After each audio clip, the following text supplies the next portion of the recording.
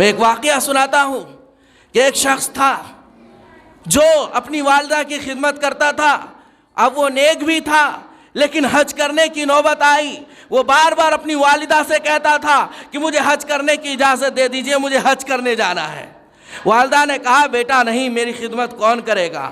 2-3 سال انہوں نے خدمت کی، لیکن بعد میں کیا ہوا، ان کو ضد سوار ہوئی اور وہ جو ہے حج کے لیے چلا گیا. ماں چلاتی رہی، روتی رہی کہ بیٹا میری خدمت کون کرے گا، مجھے کون سوارے گا، مجھے کون کھلائے گا، مجھے کون پلائے گا، تم حج کرنے جا رہے ہو.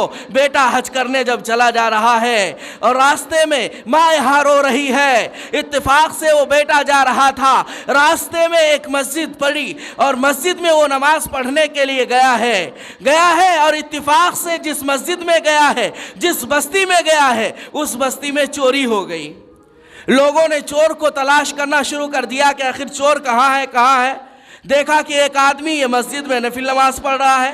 لوگوں نے اس کو پکڑ لیا کہ یہی شخص چور ہے اور اپنی چوری چھپانے کے لیے یہ نماز پڑھ رہا ہے، حالانکہ وہ چور نہیں تھا. لوگوں نے خوب مارا، لات سے مارا، گھوسے سے مارا، چپل سے مارا، جوتے سے مارا اور قاضی صاحب سے یہ اعلان کروا دیا کہ بھائی، قاضی صاحب نے کہا کہ جو شخص چوری کرے گا وہ اسی طرح ذلیل ہوگا. تو وہ شخص جو نمازی تھا، جنہوں نے چوری نہیں کی تھی، وہ پھوٹ پھوٹ کر رونے لگا.